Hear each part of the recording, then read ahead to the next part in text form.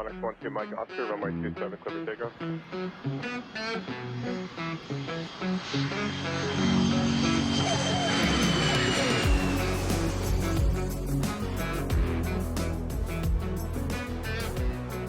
Welcome to the Calm Cockpit Podcast Monday Briefing. This is your short reset for pilot well-being and high performance.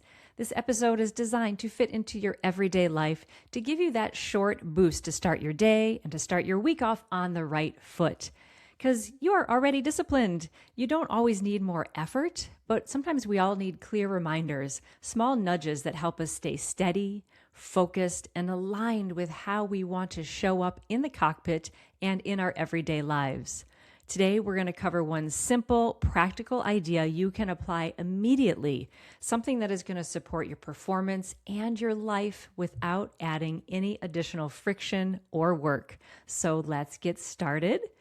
Welcome, everyone. My name is Geeta Brown. I'm a midlife student pilot, and I'm also a yoga and music educator with over 30 years of experience of teaching high performers how to improve their lives, how to improve their performance, but without adding stress. And today's topic is kind of an offshoot of a recent episode that John and I recorded on failure. And in that episode, I talked a lot about this one concept, and I thought, I want to drill down on this a little bit, because if you are feeling at all stuck in any area of your life, or if you're working in a workplace and you have colleagues that maybe you're in charge of and you're noticing they're a little stuck, or projects aren't moving forward quickly, or you just, that progress feels slow kind of vibe, this little mini briefing is for you. We're going to talk about self-determination theory. So it's a big topic. I'm going to do the thumbnail version of it today. And as always in the show notes, I'm going to include the links to the depth and breadth of research that has been done on this topic, because it is full and rich. But I'm going to give you the actionable tips to this today. Okay. So very often, let's define the problem.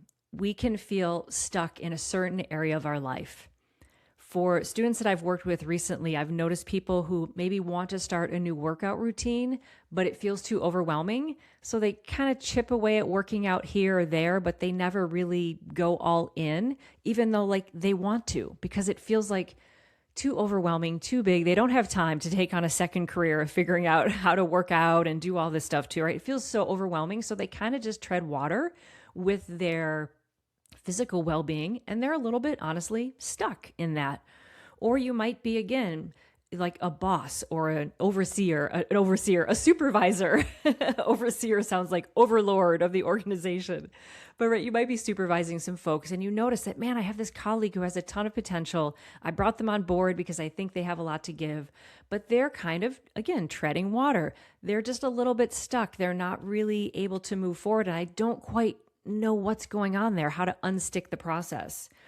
So you can be overwhelmed, or you can just be working on something that's a long-term project and not seeing any forward growth. And the resulting feeling is like, this is not happening fast enough. It's never going to get done.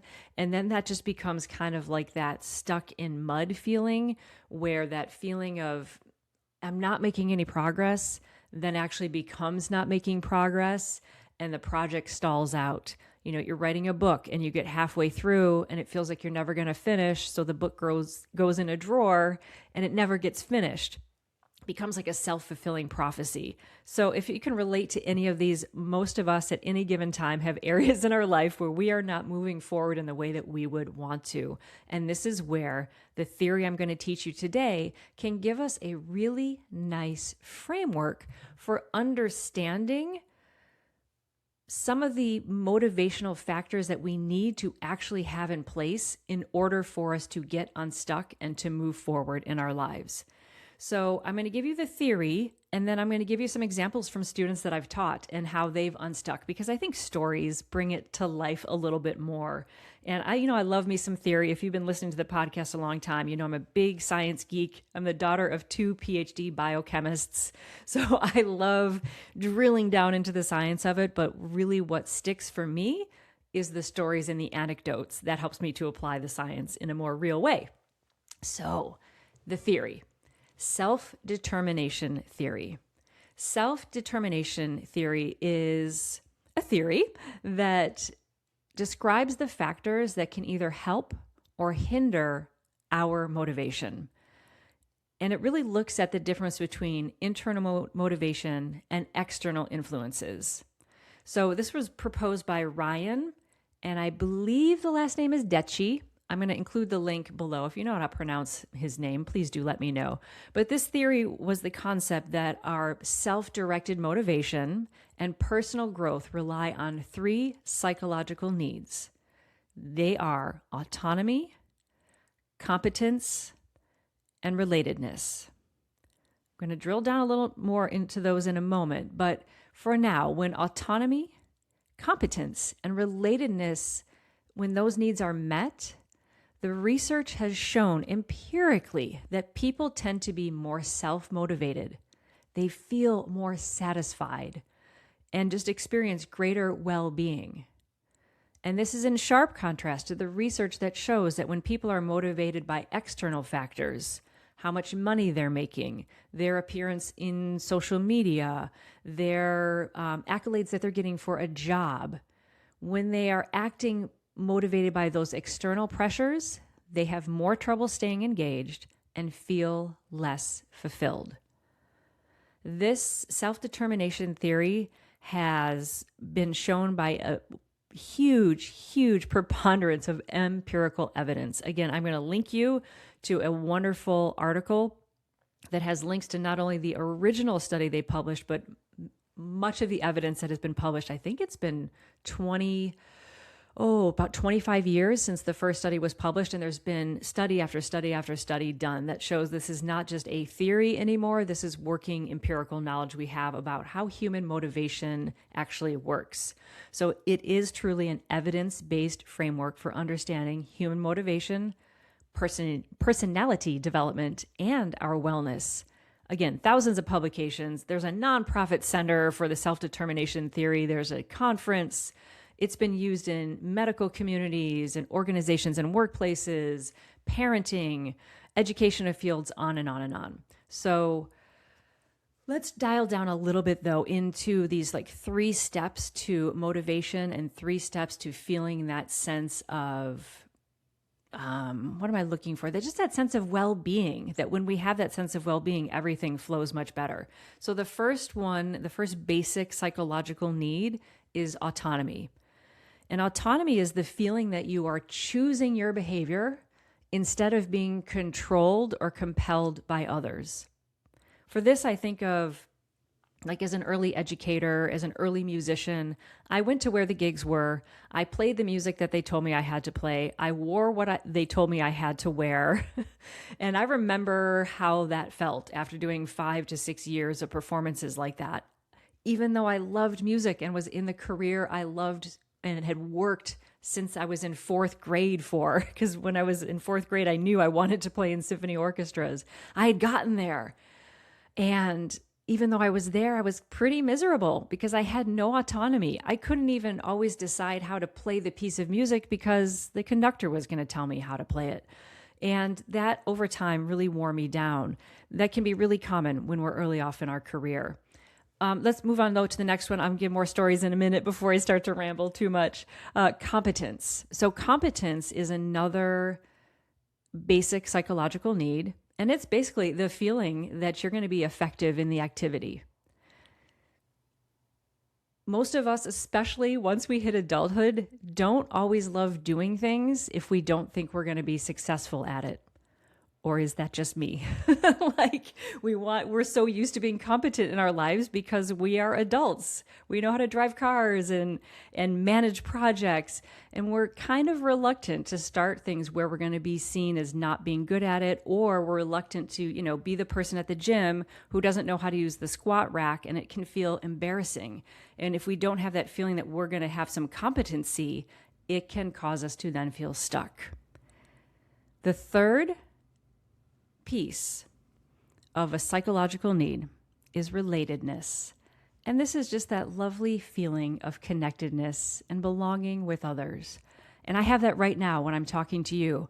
I can feel like a warmth in my chest, and I feel like my mind opening, and I feel more relaxed because I feel like I'm speaking to whoever's listening. And I know that you hit play on this because you want to connect and you want to hear this.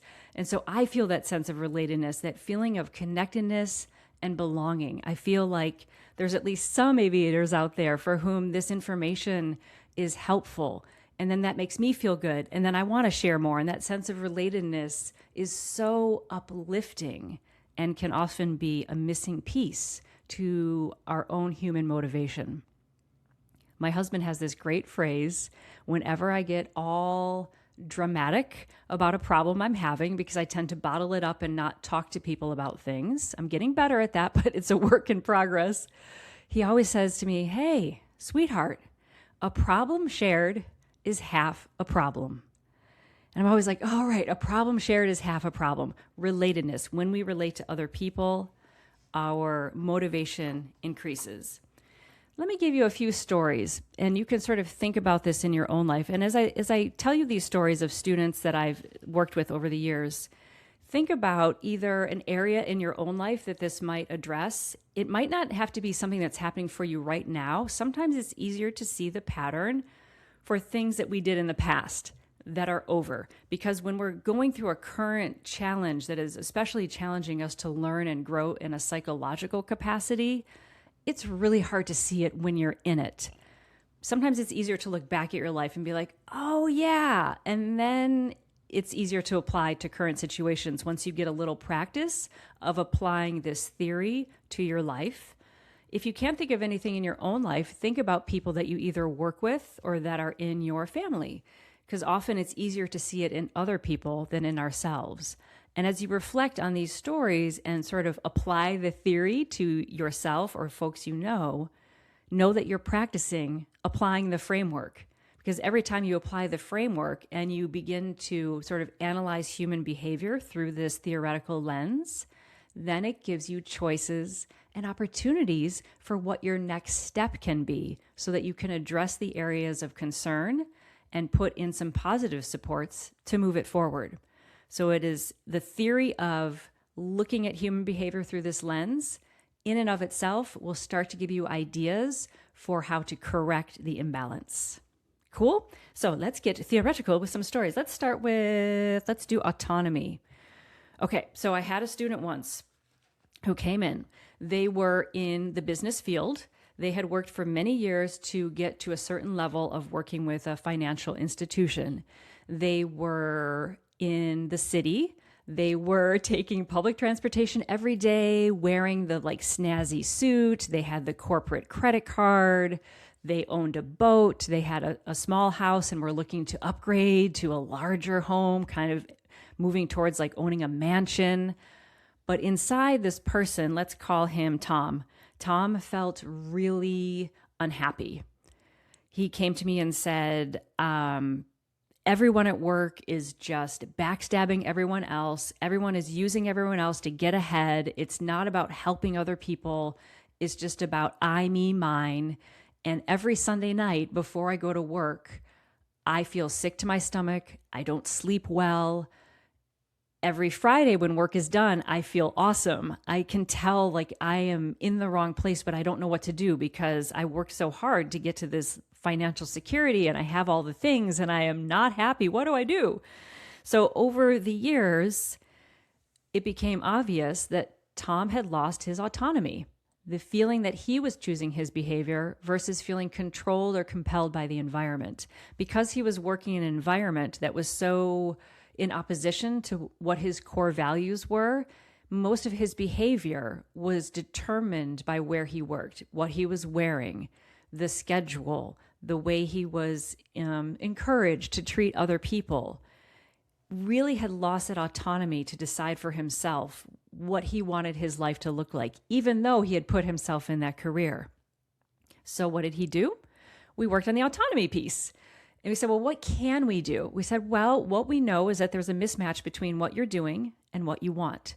So let's do a series of personality tests to determine and get closer to what your core values are. Very long story short, this person did a series of personality tests and a series of career interviews with folks who help place people in careers. And they all came back to Tom and they all said, hey, you need to be working with people where you are a positive influence. You need to be a teacher, a preacher, or a counselor. Every single place where he went, where he asked them to analyze his personality and help him figure out where he could best put his skills to use in the world, they all said the same thing: teacher, preacher, or counselor. That was his first step towards autonomy, of just outside of the workplace, doing some work for himself. Over time, then, that led to him taking night school. Still had the business career, took night school in the educational field. Years progressed, years went on. Eventually, he got a master's degree in education. And when the time was right, he transitioned from the business field and went into public school education and was so happy. Took a massive pay cut to do it, but was very happy. Now, the outer outcome of like leaving the business career and moving into education is not the point. The point is that Tom was lacking autonomy. He was in a place where he felt like he was not choosing his behavior. So the antidote to that was to start adding things in where he did have choice. And it started with those very simple personality tests and then some extra classes. And then his path unfolded from there. And that gave him, though, that sense of autonomy because he was doing the self-examination to decide, what do I want? And how can my external world match that a little more closely? Let's move on to the next one, because this is a Monday brief, and I'd like to keep it on the brief side. So competency. This is the feeling that we need to be effective in the activity. And John always says, my co-host, oh my gosh, I haven't mentioned my co-host yet, 15 minutes in.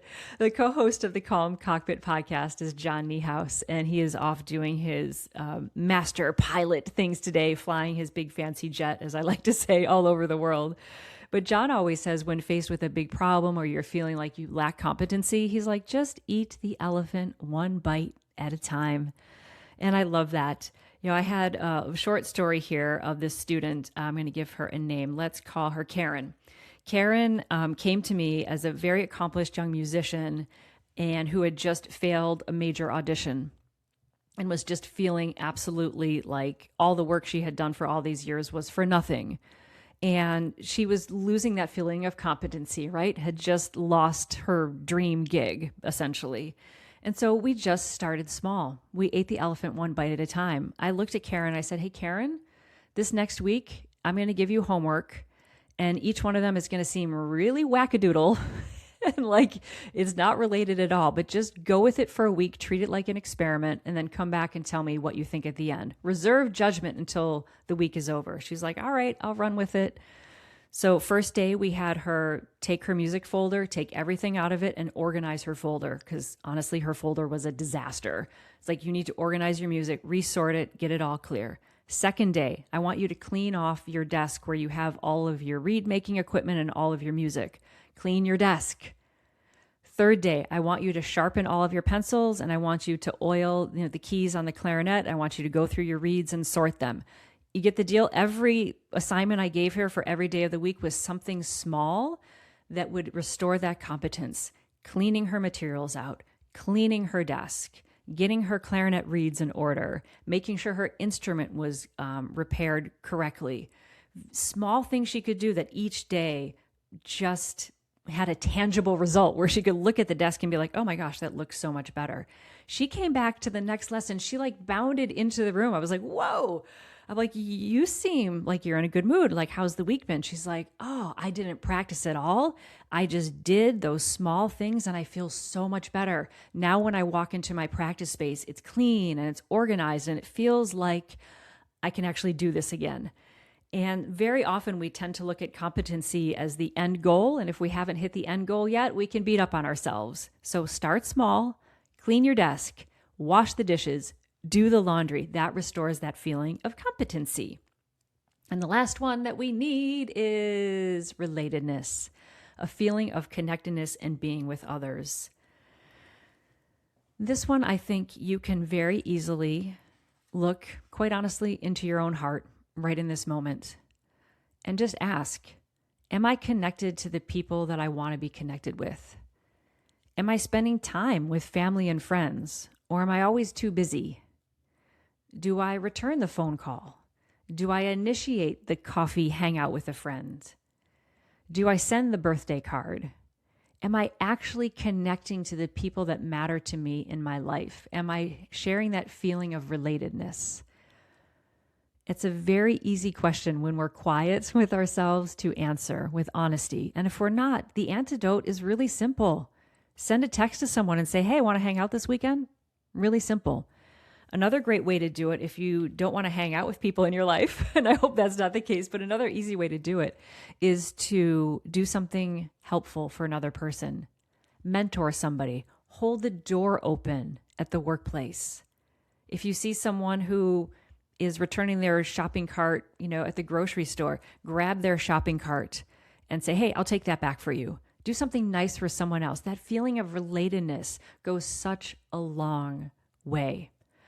Again, when we are feeling stuck, when we are feeling like those folks around us that we're working with are stuck, if we look at these three things, autonomy, competence, and relatedness, it gives us a framework for understanding where are we at with those three things, what is potentially missing, and what is a small, easy, attainable, short win I can do in one of those categories that will start to open up my brain a little bit and give me that feeling of traction, so that then the problem I had that felt that it was stuck or not moving, or the person I'm supporting that feels like they're stuck and they're not moving, we can give them a little bit of boost in one of those areas.